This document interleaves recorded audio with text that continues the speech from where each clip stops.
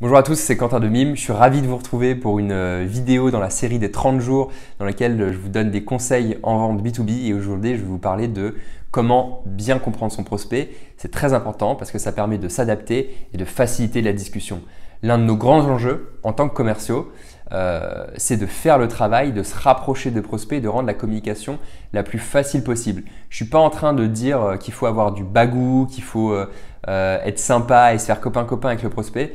Je suis en train de dire améliorer sa communication. Il y a des choses qui semblent évidentes aujourd'hui dans la vie de tous les jours, des exemples dans lesquels on doit améliorer, je dirais, faire attention à sa communication pour avoir de bons résultats. Je vous donne un exemple très simple. Quand on parle à un enfant, qu'est-ce qu'on fait quand on parle à un enfant?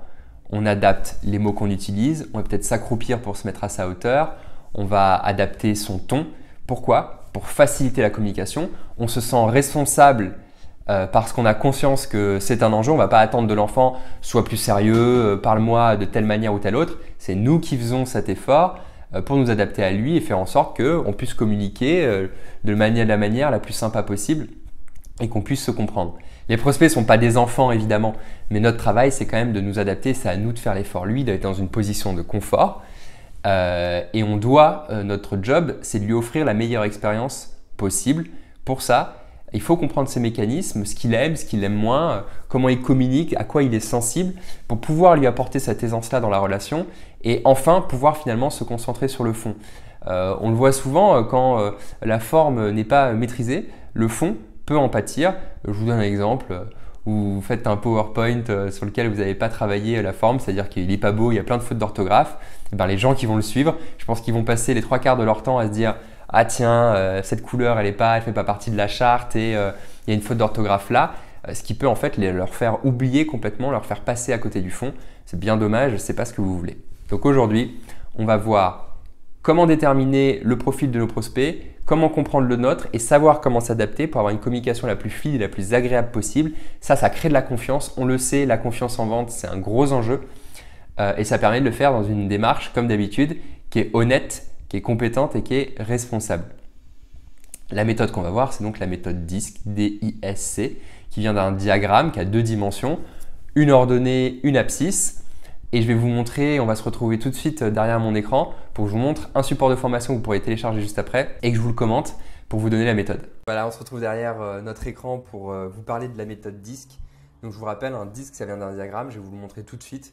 On va regarder comment on peut comprendre qui sont nos prospects, comment on peut comprendre notre propre profil et ensuite savoir faire la jonction pour, encore une fois, faciliter la communication, créer de la confiance, fluidifier les choses et se concentrer en fait sur les problèmes et les solutions sans avoir de parasites dans la discussion. Souvent, ce qu'on voit, c'est que les commerciaux, ils ont une aisance naturelle avec certains profils de prospects.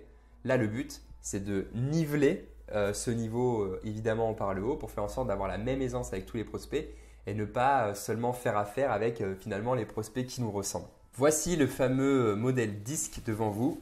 Donc DISC, ça vient de ce nom, D-I-S et C, qui désigne les 4 profils dominants, influents, stables et consciencieux. Normalement, on a tous une tendance naturelle à être l'une de ces lettres, ou plutôt l'une de ces couleurs, rouge, jaune, vert, bleu. Et parfois sous stress, on va avoir une autre couleur ou dans certaines conditions, mais il y a une dominante.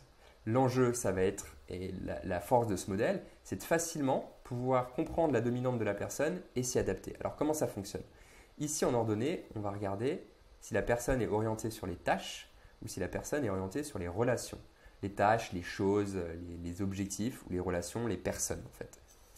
Est-ce que je suis plutôt quelqu'un qui, dans une discussion, fait attention à la personne, comment elle est, ses intentions, ses remarques, ses expressions, etc.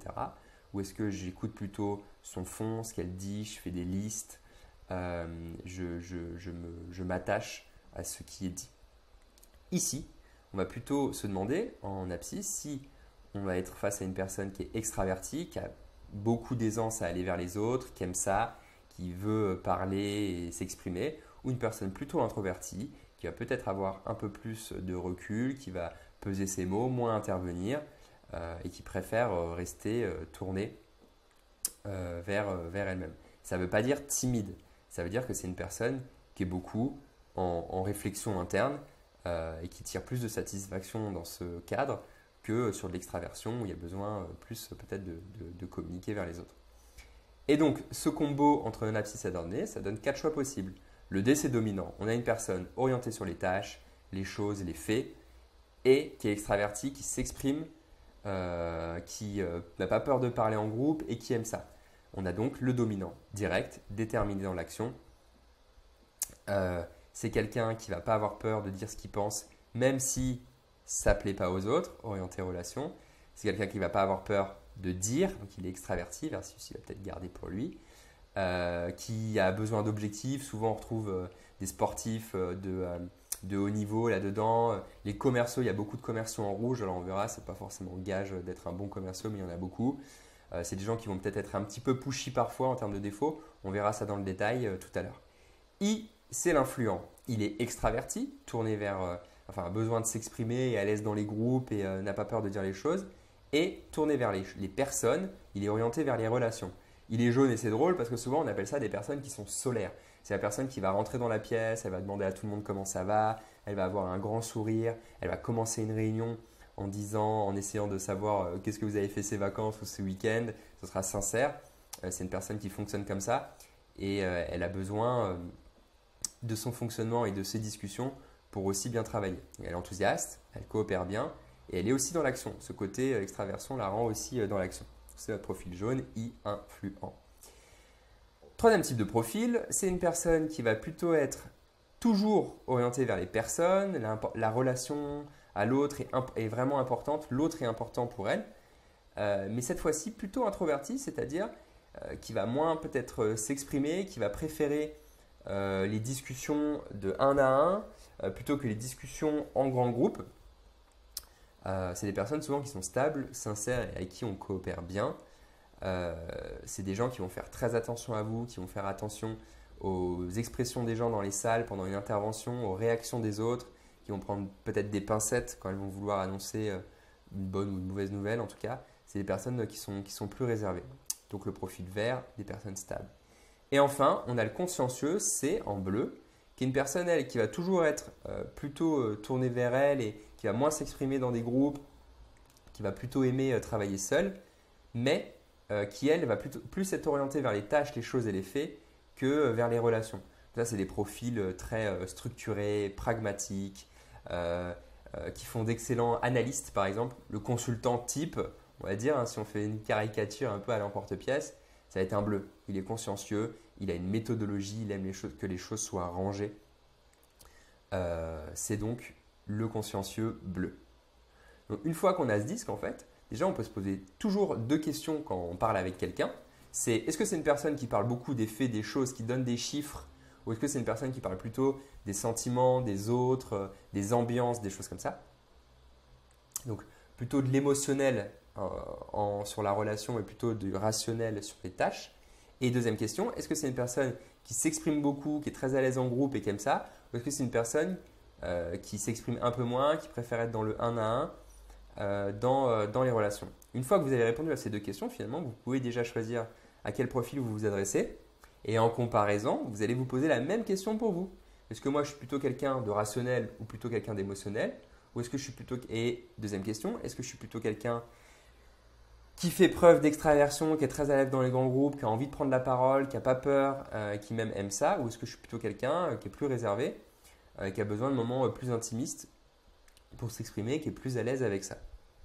Donc ça, c'est le grand… Maintenant, vous connaissez les grands principes et le grand fonctionnement du modèle DISC. Alors, je vais revenir ici sur le fameux PDF. Alors ici, je vous rappelle les grands fonctionnements de la méthode DISC. Et donc pour chaque profil, c'est ce que je vous disais, par exemple le profil jaune, l'influent, la personne solaire qui vous demande comment s'est passé votre week-end et qui va adorer faire des blagues.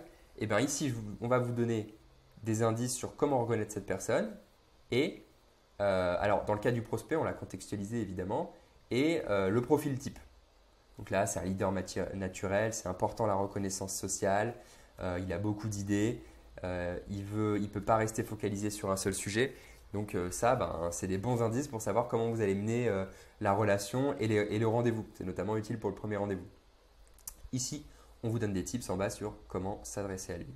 Donc ça, on va le faire sur chaque étape du disque pour les prospects. Et ensuite, ce qu'on fait, c'est qu'on fait exactement le même travail pour les commerciaux. Donc ici, hop, les profils de commerciaux. Donc on va vous aider, alors il y a un petit bug, voilà, on va vous aider sur vos caractéristiques, votre profil. Et ici, on vous donne, si vous êtes un dominant, chaque manière de s'adapter face à un stable, un influent, un autre dominant et un consciencieux qui sera bleu. Donc ici, on va vous dire, par exemple, avec un stable, il faut être plutôt patient et respecter son rythme. Ça ne sert à rien d'être pushy avec un stable, par exemple. Pour un profil jaune et un consciencieux, on va dire, on va encore plus leur montrer qu'on est à l'écoute de leurs besoins et on va privilégier les échanges informels, particulièrement avec les jaunes. Les jaunes, ils aiment bien les échanges informels. Donc quand on a un dominant, il ne faut pas oublier les petits échanges, la machine à café, etc. Le dominant, il n'aime pas trop discuter forcément à la machine à café, il a du boulot, il est timé, il veut être productif, il ne reste pas. Le problème, c'est qu'un dominant, s'il veut bien parler avec un jaune, il faut qu'il fasse cet effort de créer de l'informel pour faciliter la relation. Et donc, ces conseils, on vous les donne si vous êtes un commercial influent, si vous êtes un commercial consciencieux, stable ou dominant. Donc, je vous laisserai lire ça tranquillement. C'est basé donc évidemment sur la théorie du disque. Ça peut être intéressant de faire le jeu en interne dans l'équipe. Prenez une réunion et amusez-vous à prendre 2 post-it. Le premier post-it, dessus, vous allez écrire quel profil vous pensez que vous êtes. Vous allez prendre ce post-it et le coller, le garder de côté. Pardon. Et le deuxième post-it, vous allez le donner à quelqu'un et vous allez demander aux personnes d'écrire sur le post-it quel profil elles pensent que vous êtes. Et ça va vous permettre déjà de voir s'il y a une cohérence entre ce que vous dégagez et ce que vous pensez que vous êtes. Et puis ça va permettre de connaître les profils de chaque personne dans l'équipe qui est dans la salle. Et puis déjà, dans l'équipe, de vous amuser à vous adapter à la manière dont chacun préfère communiquer. Ça vous fait un petit premier exercice, puis ensuite vous pourrez vous exercer sur les prospects, peut-être débriefer après un rendez-vous. Ah, lui c'était un rouge, lui c'était un bleu, c'était un influent, etc., etc. Je vous laisse avec ça. Le document, vous pouvez le télécharger. Je vous mets le lien dans la description. J'espère que ça vous a plu, que ça va vous aider. Exercez-vous, faites ce jeu des post-it. Un post-it pour les autres pour qu'ils vous disent comment ils vous perçoivent et un post-it pour vous. Et puis ensuite, découvrir le profil de chacun dans l'équipe. Je vous souhaite une bonne journée et je vous dis à bientôt pour des conseils sales en B2B.